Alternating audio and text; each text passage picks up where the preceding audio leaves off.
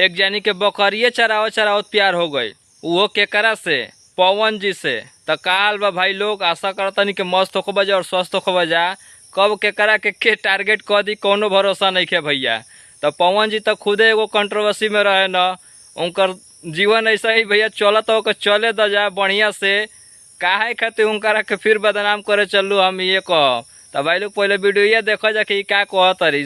12 साल के 13 साल के रहली, गाना सुनली पवन जी के, तो इनकरा के प्यार हो गई। अरे गाना तो सब सुनेला, हमनियो को सुनत नहीं जा, एक मतलब के खा कैली सबकरा से प्यारे हो जाई। तो भाई लोग पहले वीडियो देखो जा तो लोग खुद सोचब जा।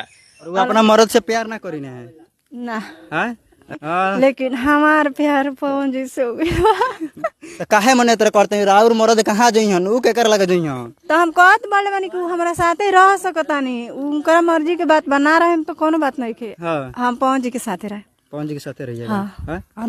12 साल के रहनी नु हाँ। तो गई रहनी बकरी चरावे। हाँ। तो खेत जोतात रहे, ट्रैक्टर में गाना बाजत रहे पवन जी के। हाँ। तो हम लोग से पूछनी नु कि केकर गाना, तो वो कहलक लोग कि पवन जी के। हाँ। तो वैसे ही हम मोबाइल में कभी कभी सुनते सुनते वहाँ से प्यार हो गई। अच्छा। वहाँ के गाना देखते देखते। हाँ, तो भाई लोग देखला जना वीडियो, ये अपना पति के भले छोड़ दीहन लेकिन पवन सिंह के साथे रहियन।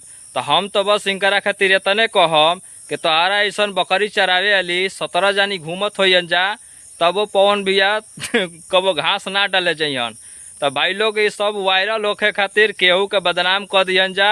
ऐसा देखो केहू भी होखो, लड़की होखो चाहे लड़का होखो, केहू के बदनाम करके अपन जीवन ना चलावे के चाहिए, ठीक न।